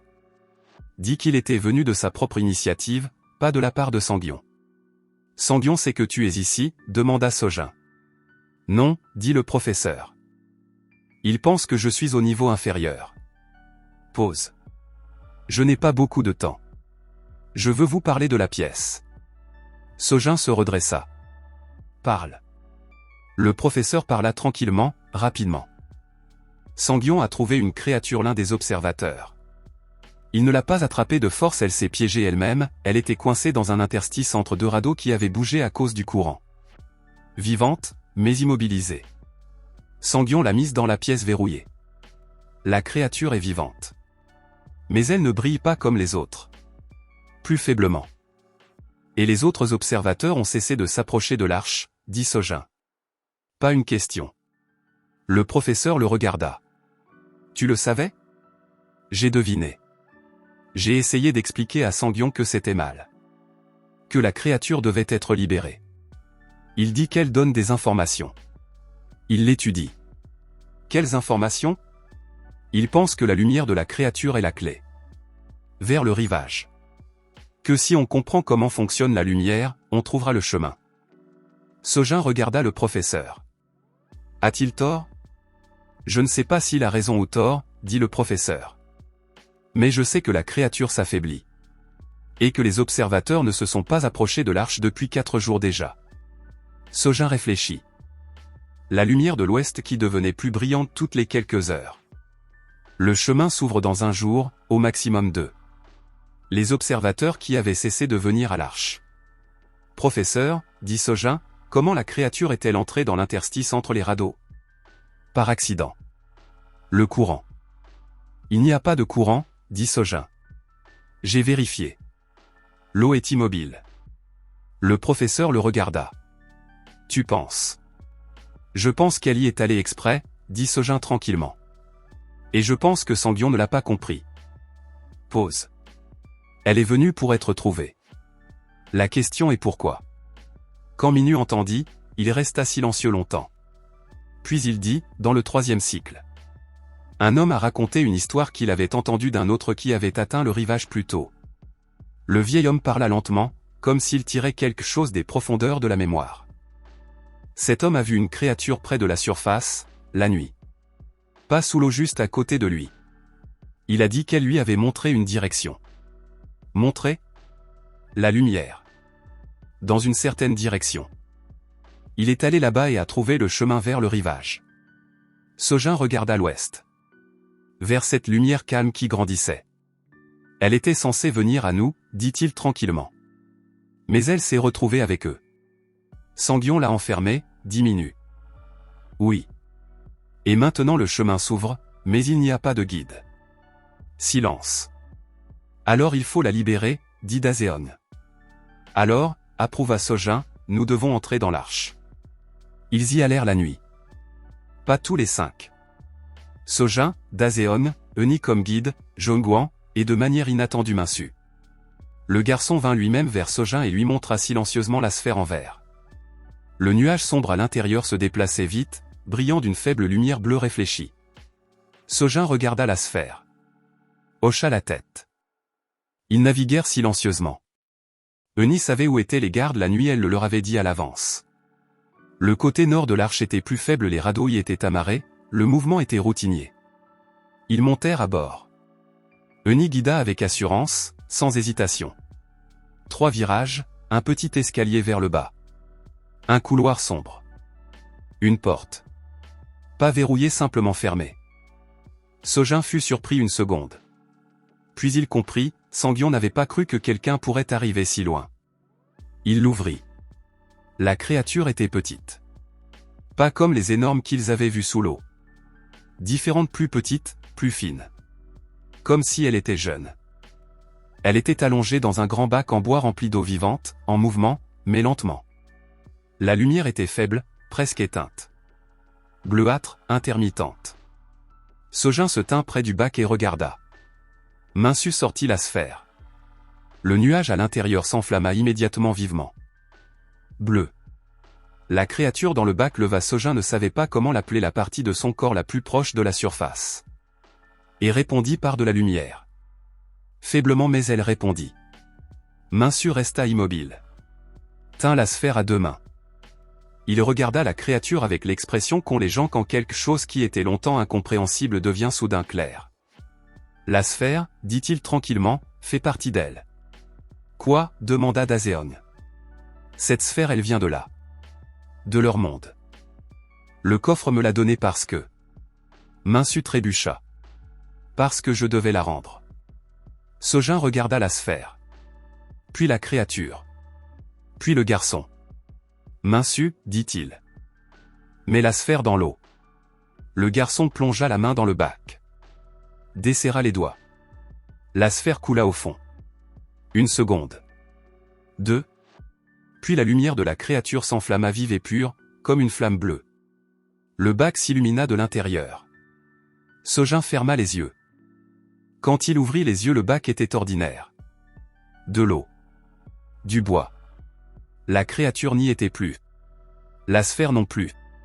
Seulement de l'eau, et au fond du bac une faible trace bleuâtre, qui s'estompait. Elle est partie, dit Zhongguan. À travers le fond ? À travers l'eau, dit Sojin. C'est son milieu. Il se tint et regarda le bac vide. Puis derrière lui le bruit de pas lents. Assuré. Sojin se retourna. Dans l'embrasure de la porte se tenait un homme d'environ 40 ans. Pas grand, pas imposant, ordinaire d'apparence. Vêtements sombres, soignés. Son visage calme, pas cruel, pas effrayé. Simplement calme, comme un homme que rien ne surprend. Ryu Sangyon. Sojin comprit sans présentation. Ils se regardèrent en silence pendant plusieurs secondes. J'attendais que tu viennes, dit Sangyon. Sa voix était égale, sans menace. Tu attendais depuis longtemps ? Depuis le jour où Taeo est revenu et a dit que tu savais pour les coffres personnels. Sangyon entra dans la pièce. Se tint près du bac vide. Regarda l'eau. Tu l'as laissée partir. Oui. Pourquoi ? Parce qu'elle n'aurait pas dû être ici. Sangyon hocha lentement la tête. Possible.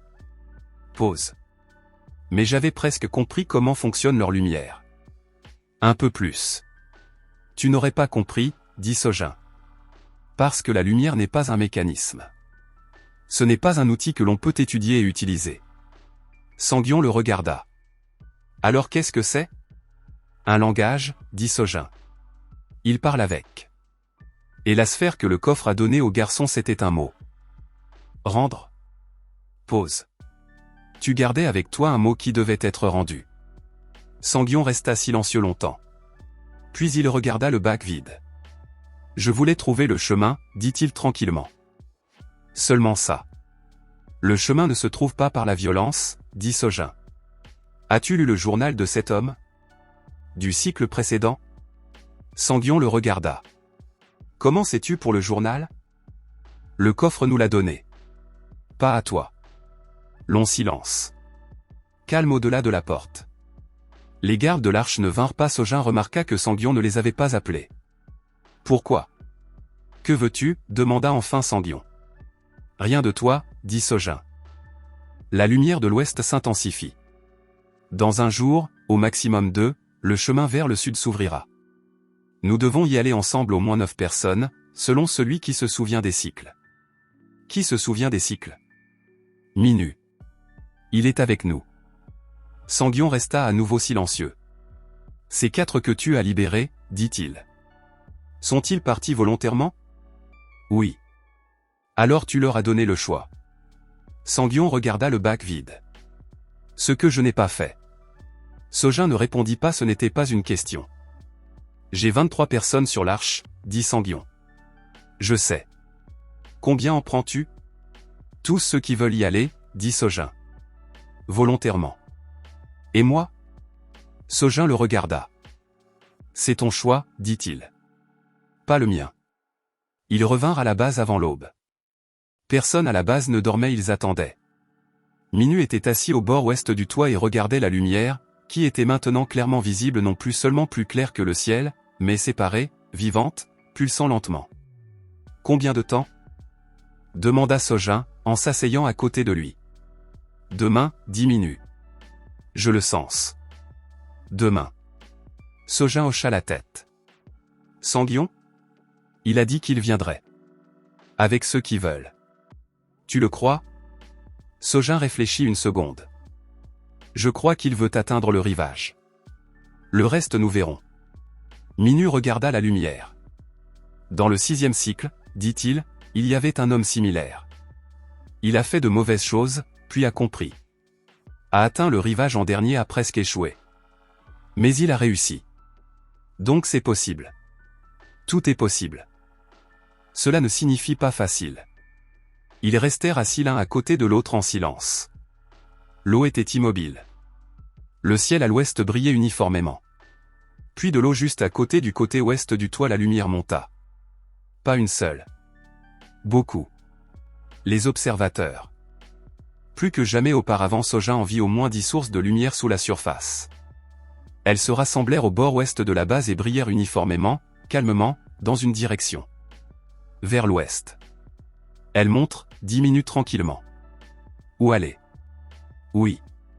Sojin se leva. Réveilla tout le monde. Le matin, l'arche vint à la base. Pas un bateau, toute la structure. Elle était plus grande que la base, lourde, encombrante, mais en mouvement. Sangyon se tenait à la proue. Des gens derrière lui. Sojin compta, 18. 5 restèrent sur l'arche, leur silhouette était visible. Tout le monde ne veut pas, demanda Daseong. Leur droit, dit Sojin. Sangyon monta sur la base. Silencieusement se tint à l'écart.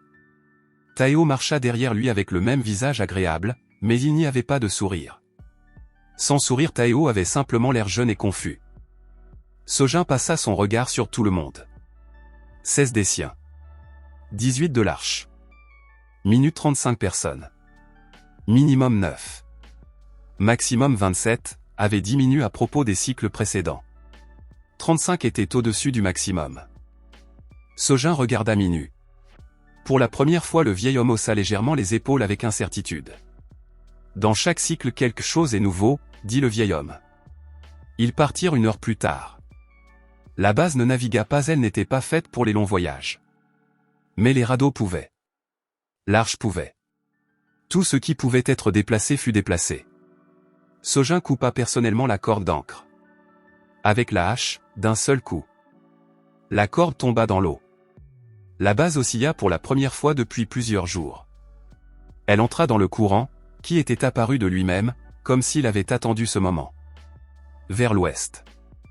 Les observateurs se déplaçaient sous eux. C'était visible à travers les interstices des planches, dans l'eau claire du matin, des dizaines de lumières bleues se déplaçant dans la même direction. À côté d'eux, plus profond, à côté d'eux à nouveau. Le pêcheur Yongguk se tint au bord et regarda en bas. « Elle nous accompagne, dit-il. »« Ou nous guide, dit Sojin. »« C'est la même chose, dit le pêcheur. »« Parfois c'est la même chose. » Le passage dura une demi-journée. Pas une heure et pas une semaine. Une demi-journée de mouvement stable et calme à travers une eau qui les portait elle-même. Le courant n'était pas fort, mais constant. Aller contre lui aurait été difficile. Aller avec lui ne nécessitait presque aucun effort. Sojin maniait la pagaie non pas parce que c'était nécessaire, mais parce qu'il ne pouvait pas rester inactif. Cela avait longtemps été en lui, les mains sans travail semblaient mauvaises. À côté de lui, Sognon ramait maladroitement, mais avec diligence. « Monsieur Sojin, dit-il sans quitter la pagaie des yeux. Même. Que se passera-t-il quand nous arriverons là-bas? Je ne sais pas, Minu le sait-il? Minu dit obscurité. Puis tu te réveilles. Où? Il ne savait pas exactement. C'est différent chaque fois. Pause. Mais pas ici. Sognon rama en silence pendant plusieurs minutes. J'aime bien ici, dit-il tranquillement. Sojin le regarda. Quoi? Eh bien pas aimé, se corrigea Sognon. C'est effrayant. Froid. Incompréhensible. Mais. J'ai fait tellement en ces 2 semaines. J'ai appris tellement. Tellement de gens. Il se tut. Là-bas, avant cela, je n'étais que étudiant. Assis dans la bibliothèque. Abachoté. Pause. Ici j'ai tenu le journal. J'ai construit. J'ai fait un système d'alarme avec des boîtes. Ça faisait l'effet de faire quelque chose de réel. Sojin écouta. Tu l'as fait, dit-il. Ce journal c'est important. Si Minu a raison sur les cycles, les prochaines personnes pourront le trouver. Sognon regarda le journal sous son manteau, il le gardait toujours là. Je le laisserai dans un coffre, dit-il. Avant le rivage. Bien. Au milieu du trajet, quelque chose arriva. L'arche, la grande structure de Sangyon, commença à prendre du retard. Lourde, peu maniable, elle ne se déplaçait pas avec le courant aussi facilement. Sojin le remarqua. Regarda en arrière. Sangyon se tenait à la proue de l'arche et regardait devant. Vit qu'elle prenait du retard. Ne demanda pas d'aide. Sojin réfléchit une seconde. Puis dit à Béongin, corde. Longue. Lance-la à l'arche. Béongin le regarda. Les tirer? Les tirer, confirma Sojin. Après tout ce qu'il. Après tout, dit Sojin. Oui. Béongin regarda encore une seconde. Puis se leva, prit la corde. Ils la lancèrent. Sur l'arche ils l'attrapèrent, Taeo l'attrapa, l'attacha. L'arche se rapprocha. Sangyon regarda Sojin de loin. Ne dit rien. Hocha simplement la tête.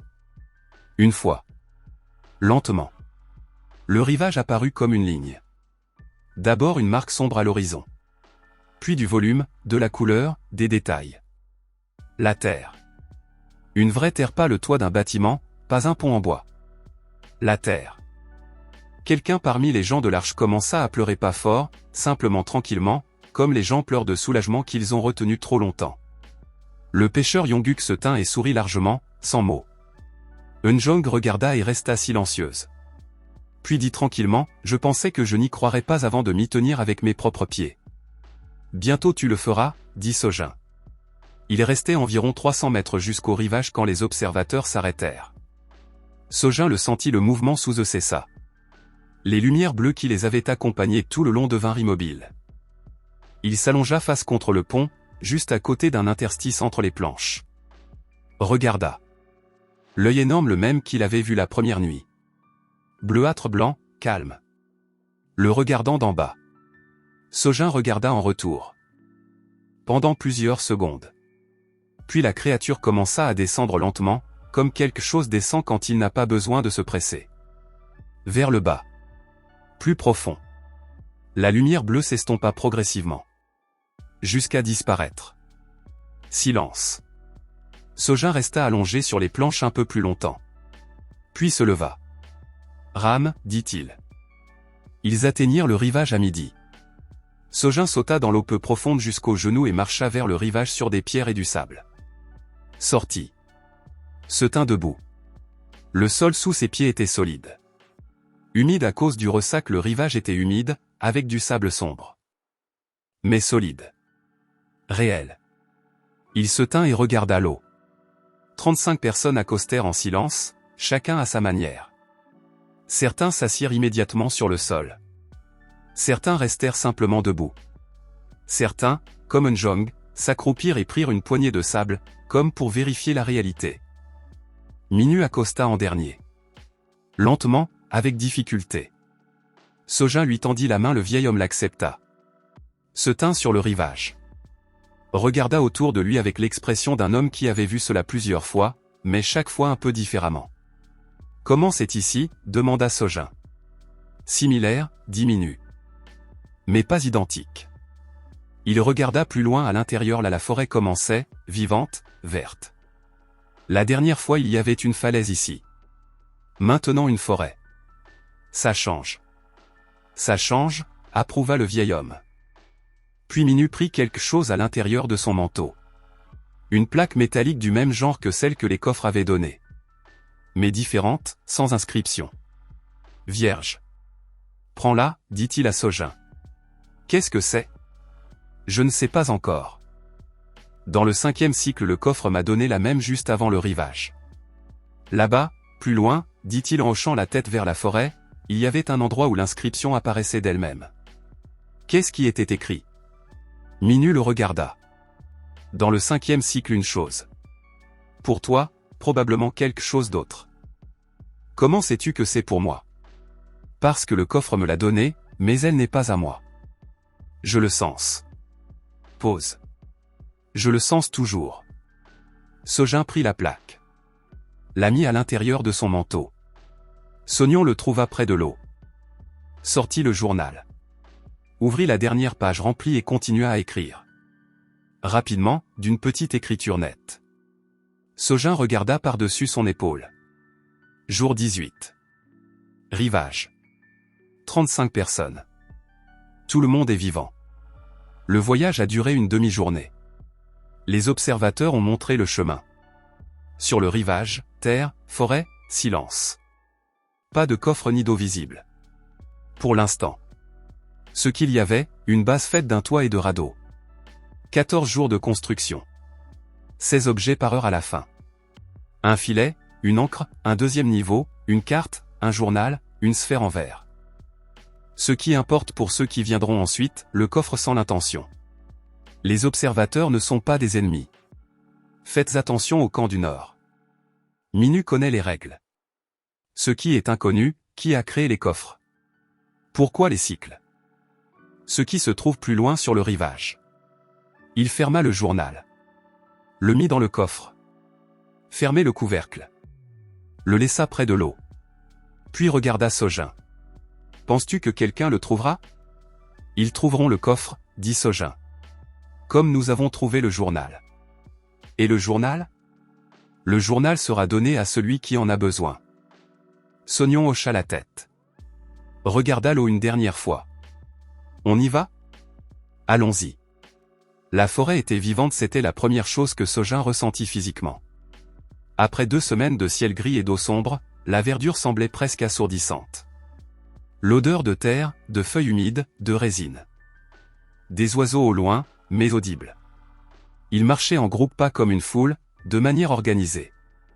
Daseong devant, Sojin au milieu, Minu à côté de lui. Sangyon marchait à l'écart, ni à l'arrière, ni en tête. Séparément, comme un homme qui n'avait pas encore décidé dans quelle partie de la colonne était sa place. Tao marchait à côté de lui. Sans sourire. Sans sourire, Tao était simplement un jeune homme fatigué. Sojin le voyait probablement vraiment pour la première fois maintenant. La forêt était dense, épaisse, mais pas infranchissable. Il n'y avait pas de sentier, mais il y avait de l'espace entre les arbres. Le sol était mou, légèrement élastique, comme s'il avait longtemps été sous l'eau puis séché. Minsu marchait à côté de Sojin silencieusement, comme toujours, mais différemment. Il avait perdu la sphère avec la créature dans le bac de Sanguion. Sans la sphère, ses mains étaient vides, et parfois il regardait ses paumes comme s'il cherchait quelque chose qui n'était plus là. « Regrettes-tu » demanda Sojin. Minsu réfléchit. « Non » dit-il. Elle est retournée là où elle devait être. Je regrette seulement de ne pas avoir eu le temps de mieux comprendre. Comprendre quoi? Le langage. Pause. Là-bas à la fin, quand j'ai abaissé la sphère dans l'eau, j'ai compris quelque chose. Pendant une seconde. Puis c'est parti. Que as-tu compris? Minsu regarda devant. Que l'eau n'est pas un endroit où elles vivent. C'est ce qu'elles sont. Ils se tuent. Elles sont l'eau. Toute l'eau. Partout. Sojin marchait et y pensait. Toute l'eau. Partout. Cela signifie que ce monde entier inondé, gris, avec des radeaux et des coffres, c'était leur monde. Vivant. Et elles ont laissé entrer les gens dedans. Pourquoi? L'endroit apparut après 1 heure de marche. Une petite clairière, ronde, comme à dessin. Au centre il y avait une pierre. Plate, large, enfoncée dans le sol. Sojin la sentit immédiatement, même avant de s'approcher. Il sortit la plaque. La posa sur la pierre. Attendit. Rien ne se passa pendant plusieurs secondes. Puis lentement, comme si quelqu'un écrivait de l'intérieur sur la surface vide, des lettres commencèrent à apparaître. Pas des rayures exactement en apparaissant, comme le givre apparaît sur le verre. Tranquillement, sans drame. Sojin lut au fur et à mesure qu'elles apparaissaient. Les autres se tenaient autour et gardaient le silence. Vous avez construit un endroit où l'on peut vivre. Vous avez rendu ceux qui avaient été perdus. Vous avez guidé ceux qui allaient dans la mauvaise direction. Ce n'est pas la fin du cycle. C'est le premier. Le monde suivant attend. Tu te souviens maintenant. Sojin lut l'inscription 2 fois. Puis leva les yeux vers Minu. Le vieil homme regardait la plaque avec l'expression que Sojin avait déjà appris à lire. Pas de surprise. Reconnaissance. Tu te souviens maintenant, répéta Sojin. Est-ce ce qui est écrit pour toi à chaque cycle? Oui, dit Minu tranquillement. Chaque fois. Avec des mots différents mais une seule chose. Donc cela signifie que tu... Sojin le regarda. Tu te souviens de plus en plus chaque fois parce que chaque fois cela est écrit pour toi. Oui. Et cette fois c'est écrit pour moi. Minu hocha la tête.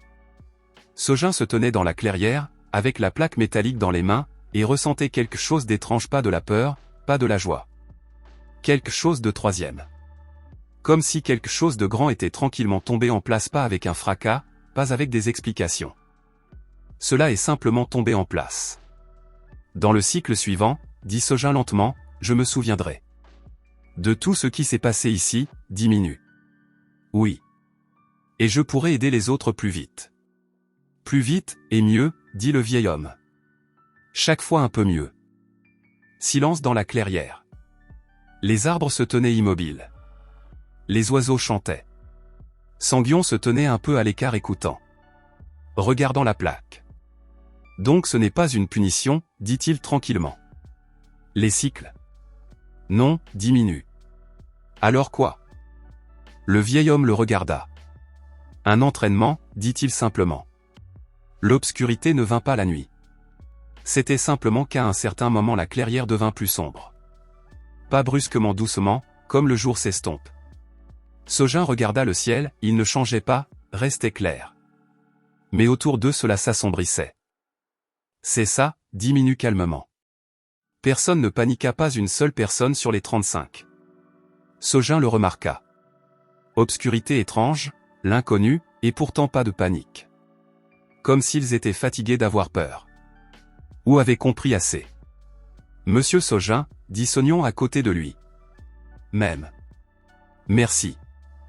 Sojin le regarda. Sognon souriait calmement, sans tension. Pourquoi? Pour la base. Pour n'avoir abandonné personne. Il s'interrompit. Pour les boîtes sur le fil. Sojin faillit rire pour la première fois en 18 jours. Les boîtes étaient ton idée. L'idée était la tienne. L'obscurité s'épaississait. Sojin parvint à voir les visages une dernière fois. Le pêcheur avec un sourire. Eunjong, regardant droit devant. Beonjin, les bras croisés avec le regard d'un homme qui avait fait ce qui devait être fait. Daseong calme, comme toujours. Mion déjà, semblait-il, planifiant quelque chose, avec l'expression qu'elle avait quand elle regardait le coin de la structure du deuxième niveau. Minsu regarde ses paumes. Puis lève les yeux. Hoche la tête. Minu ferme les yeux. Sourit tranquillement, comme un homme qui peut enfin se reposer. Sangyon se tient droit.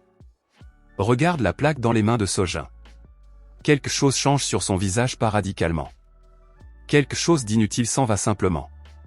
Taeo est très jeune dans l'obscurité. Sans sourire mais c'est bien. Un vrai visage vaut mieux qu'un visage convenable. Nameni l'enseignante qui a nagé 1,5 km avec le coffre attaché à elle regarde la forêt. Comme si elle la mémorisait. Obscurité. Complète, douce, sans pression. Sojin se tenait dedans et ressentait étrangement que ce n'était pas la fin. Pas effrayant. Comme se tenir dans une pièce les yeux fermés en sachant que la pièce n'est allée nulle part. Il serra la plaque dans sa main. Il ne voyait plus les lettres dessus, il faisait sombre. Mais il se souvenait de chaque mot. Le monde suivant attend. Tu te souviens maintenant.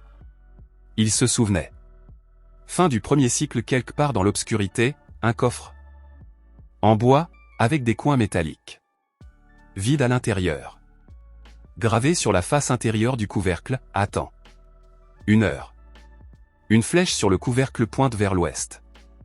Une flèche pour la première fois. Elle n'était pas là dans les cycles précédents.